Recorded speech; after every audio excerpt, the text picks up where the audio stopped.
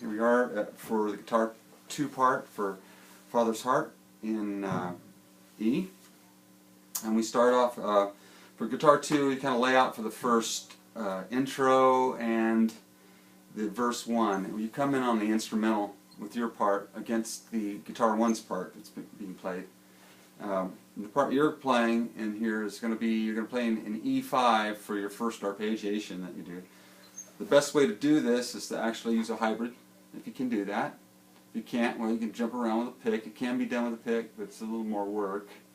The hybrid actually just saves you a lot of grief and makes it very efficient.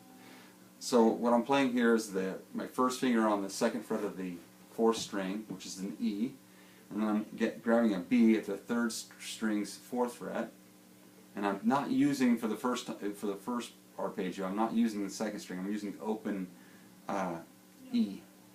Now you can do this with adding your 4th finger and playing the 2nd string's 5th fret if you want to, and that works just as well. But I prefer hearing the nice open string there. It's a little more chimey having that first string, and a little less mass in the string, and so it doesn't sound quite as dull.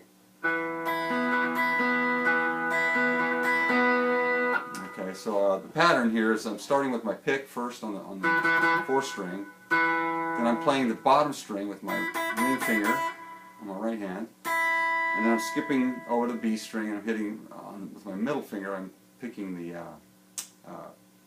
4th fret of the 3rd string, the B here.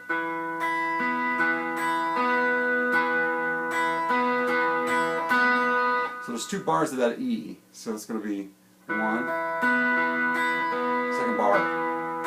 There's an anticipation, it's going to bump. It's like not really falling on a downbeat. Bum, da da ba da bum. So you're playing on an upbeat, basically for your first hit. You can hear that.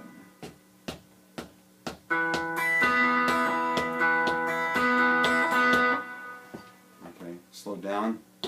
See.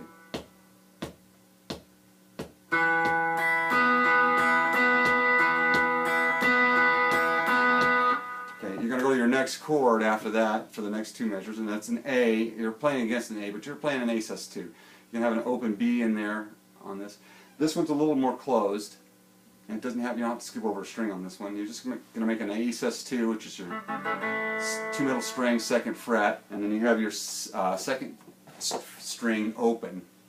Now this is a little different arpeggio because you're starting with the A first this time, not the pick note. You're going to actually play the middle finger first on the 3rd string, and then you start from the 2nd string and you go up. So it's like 2nd fret of the 3rd string, open on the 2nd, back to your 3rd string, 2nd fret, and then you're picking the 2nd fret of the 4th string. So it's like.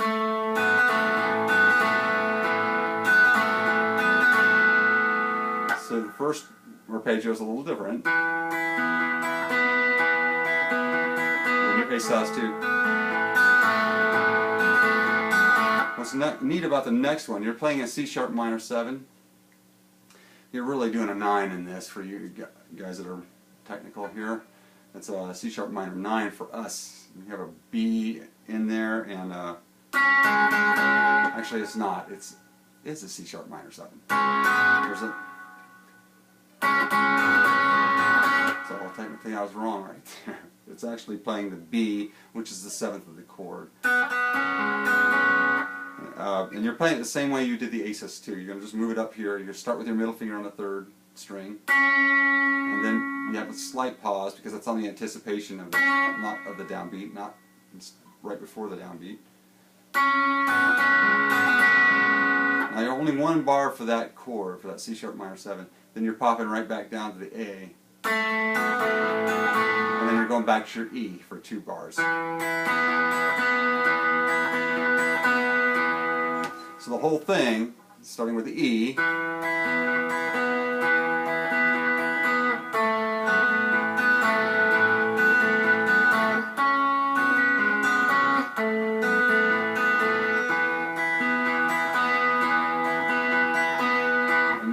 repeat that. Now that happens in the verses also, so you're playing the same thing on the verses. Again, kind of slowed up here.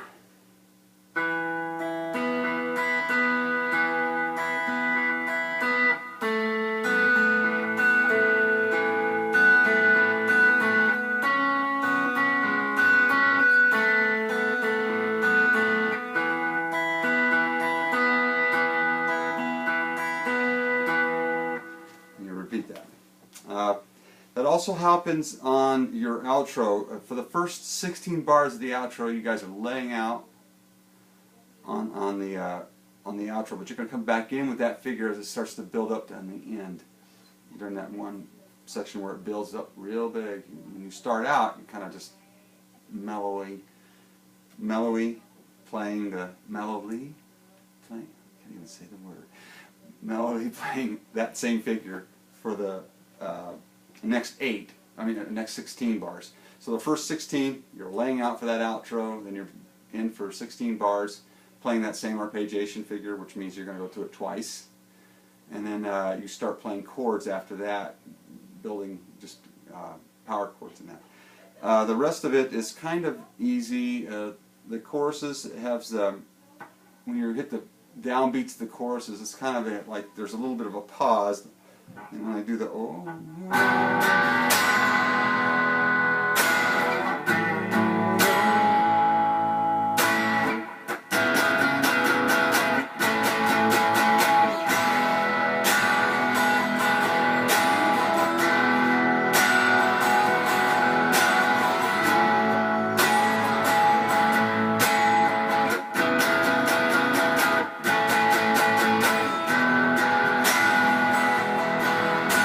first chorus that you do, you're going to pop right back into that instrumental, so be ready to pop back in with that arpeggiation. And